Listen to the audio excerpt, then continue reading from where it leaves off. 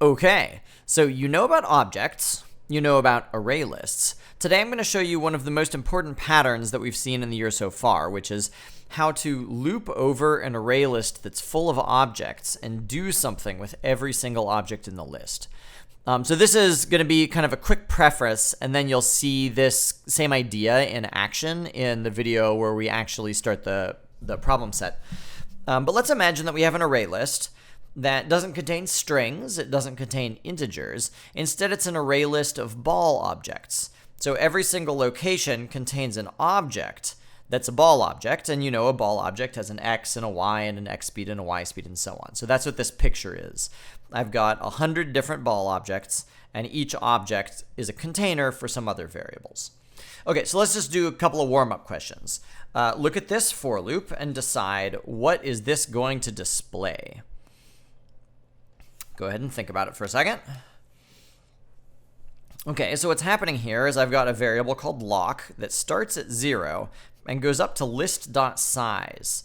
So list.size is how many things are in the list. So here I've got a list that goes from 0 to 99. So there's 100 things in the list.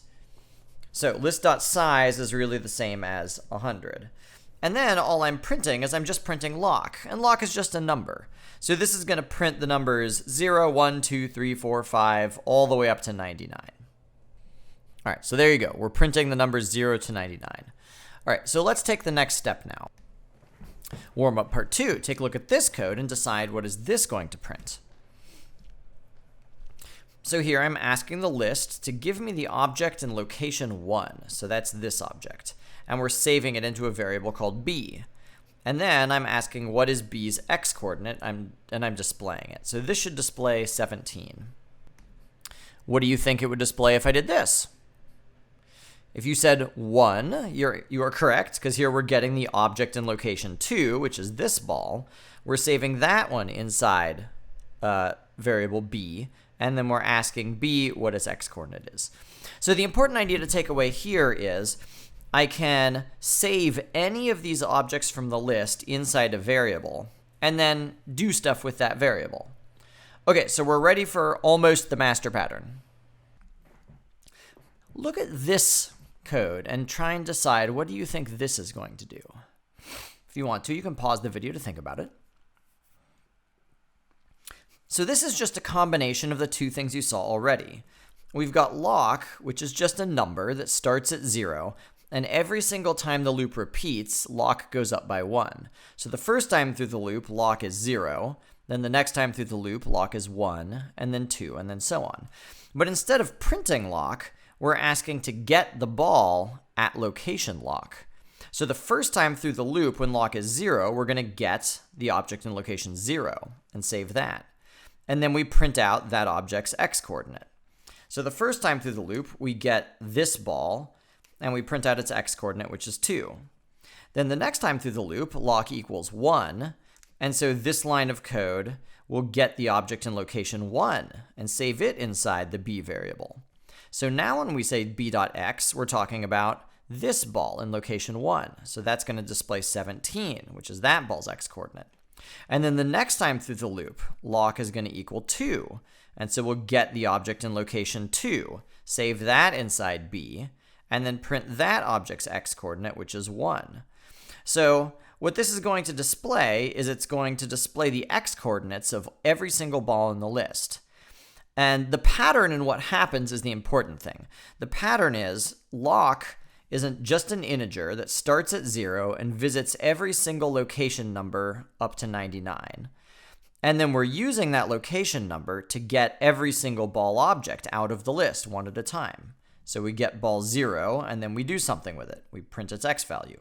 And then we get ball 1, and we print its x value. And then we get ball 2, and we print its x value. So that's the pattern. It's not really very exciting to print all the x values, but here is what we're going to use it for. Last time you wrote some commands for the ball object that would let the ball do things. So the two main things that we do in our games are we draw a circle where the ball is, and we have the ball update its own position. So you'll see this in the solution in just a second. The way you draw the circle for the ball is with the ellipse command. So I could say ellipse, and I'm going to draw it at b.x, b.y, and then I'm going to draw it at a certain size, 10 by 10. And then I can tell the ball to update itself. I believe we called it update position was the name of the command.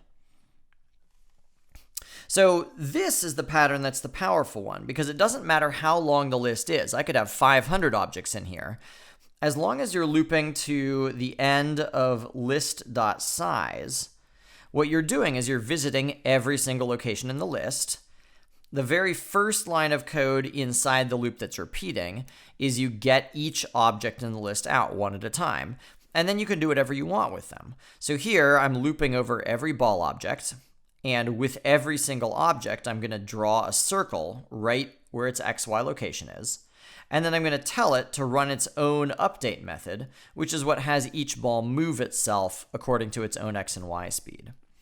So this is the equivalent of what you've done before, only now you can repeat the same two actions, the draw and the update, for hundreds of objects all at once, and you don't have to do something like this.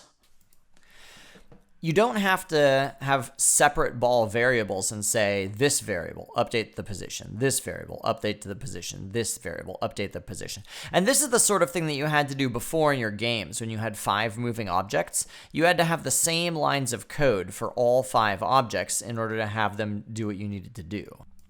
The new way of thinking about it is you have all of your ball objects saved in a list, and then you can loop over every location, get each object out, and then run whatever commands you need to. So one last time, let's see what the pattern is. So here, balllist.size is 5, because I can see 5 things. So when I say lock goes from 0 up to balllist.size, that's the same as saying location number starts at 0 and goes up to 4 and then stops. So then the first time through the loop, lock is 0, so we're saying get object 0. So this is the one that saves inside B. And then we're updating the position of that first ball object when we run b.update. Then the next time through the loop, we do lock++, so now the location number is 1, and then we run balllist.get1. And so that gets this ball out of the list, saves it inside the B variable. So when we say b.update position, this same line is now telling this ball object to update its position. And then as the loop continues, the location number counts up, and we'll get each new ball out of the list, and we'll tell each ball one at a time to update its own position. As a self-test, why don't you try and do this? Let's pretend that we had 100 objects that are all menu item objects.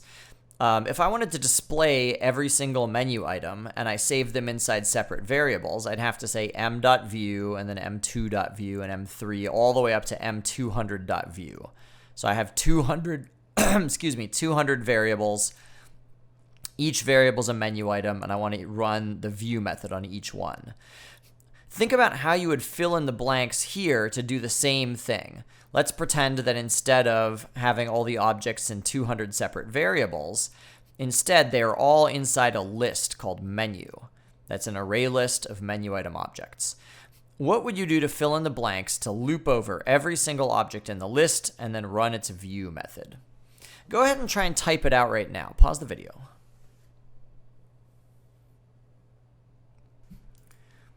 So here's a solution.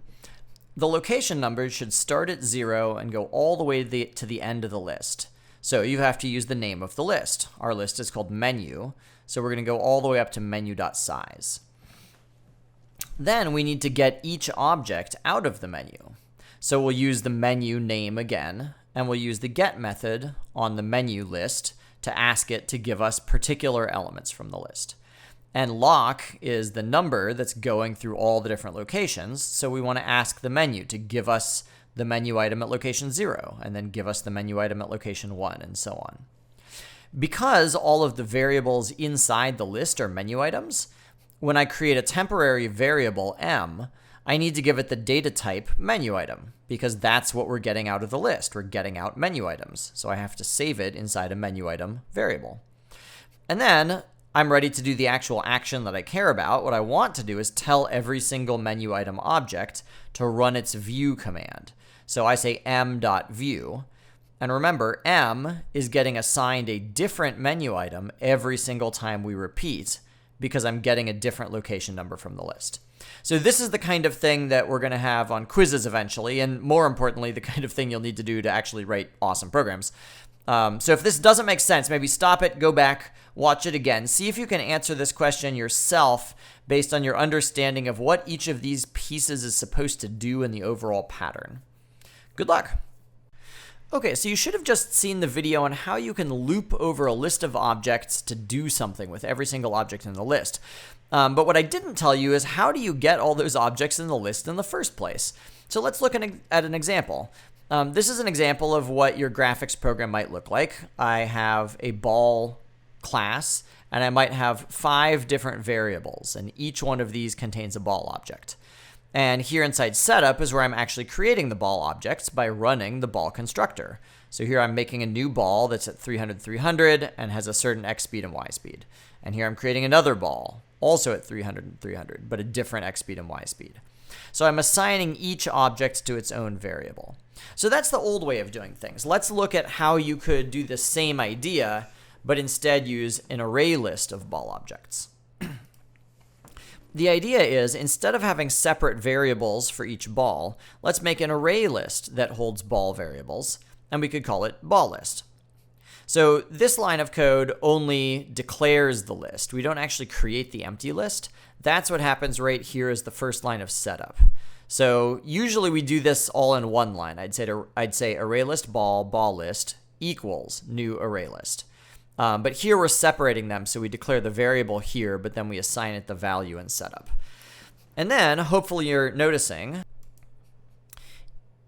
each time we run the constructor here on the left-hand side, we're assigning to a different variable. I'm keeping what's on the right-hand side of each of these equal signs. I'm keeping each constructor, except now it's on the inside of some parentheses where I'm telling the ball list what I want it to add.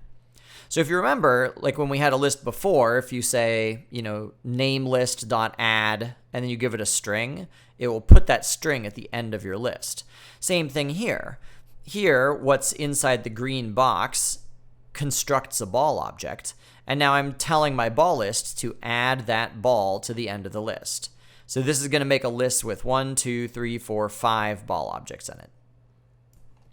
So we can put everything in the last video and this one together. If this is what your code used to look like, where you have 5 variables and you create a ball object for each variable, and then inside your draw method, you draw an ellipse for every single variable. Let's draw our first ball. Let's draw the second ball. Let's draw the third ball. And then you tell each ball to update its own position. Now you can change it to something like this, where you start with a list, you tell the ball list to add each object one at a time, and then you have a loop where you loop over all the locations in the list, you tell the ball list that you want to get out each object, and then you draw an ellipse at that ball's XY location, and you tell that ball to update its position. There's only one more thing that you might want to do. It's still a little bit cumbersome to have a new line of code every time you want to create an object. Because what if we wanted to create 500 objects? We wouldn't want to write 500 lines of code here. So instead, we're going to use a loop to create all of these objects. So here's the idea. We're going to create an empty list, and then we're going to make a for loop that repeats 50 times. We're not going to loop to the end of the list. That wouldn't make sense because right now our list is empty. It has size 0, so there is nothing to loop over. The point of this for loop isn't to loop over objects that are already there. The point of this for loop is to loop a certain number of times, 50 or 500, it's up to you, and to tell the list to add new objects. So this is how many objects we want to add to the list to first start. And then the general pattern we want to follow is we want to make a random number for the horizontal speed, a random number for the vertical speed. We run the ball constructor where we actually create a new object, but now we're creating the object with some random speeds, and we save it inside a temporary variable. Then we tell the list, let's take that ball and let's put it at the end of the list. And each time we repeat this code, we make new random speeds, we make a completely new ball object, and we add that completely new ball object to the end of the list. So as this repeats 50 times, each time it repeats, we have a new ball with some random values being added to the list. Okay, 2 quick self-checks. What would you change about this code to make 300 ball objects instead of 50? Then, what would you change about the code so that all of the ball objects start at random positions? Go ahead and pause the video if you want. Okay, here comes the answer. All right, here we go. To make 300 objects, we just have to repeat this loop 300 times. If I wanted to make 1,000 objects, I could just make this 1,000, and now I'm looping 1,000 times, and every single loop I add a new ball. In order to make the ball start at random positions, here's what you had to think. In the last slide, in the ball constructor, the first 2 numbers were 300 and 300. And if you remember how we wrote the ball constructor, this number was going to get assigned to the x-coordinate, and this was the y-coordinate. So here, every single object we create has the same starting position. The only thing that makes it different is the horizontal speed and the vertical speed. If I want each ball to have a different starting position, I can't give it the same number for the x and y. I have to make these different every single loop. And the only way to make them different every single loop is if they're variables. So an easy thing to do would be to make 2 variables. Oh, I guess I got to actually declare them. Hold on. Okay, there we go. So obviously all the variables you have to declare with their data types. But if I create 2 new variables, x and y, that are random numbers, now every single loop we're going to get a different pair of random numbers. They don't have to be random. If you wanted to, you could do something like this. In this case, I'm saying that the x and the y coordinate should be related to which loop we're on. So the first loop, when I is 0, x and y are both going to end up being 0, and I create a ball at 0, 0. Then the next loop, when I is 1, the x and y coordinate are both going to be 2, and so I'll create a ball at location 2, 2. And then the next loop, I'll create one at 4, 4 and 6, 6. So as I loop 300 times, each ball xy coordinate is going up by 2 every time because it's my loop number times 2. So this will still give you 300 balls at different locations, only now their locations aren't random. Now their locations are going to go down the diagonal of the screen, and that's going to give a very different kind of visual effect. I hope that this was helpful. Go ahead and do the check for understanding if you would, please.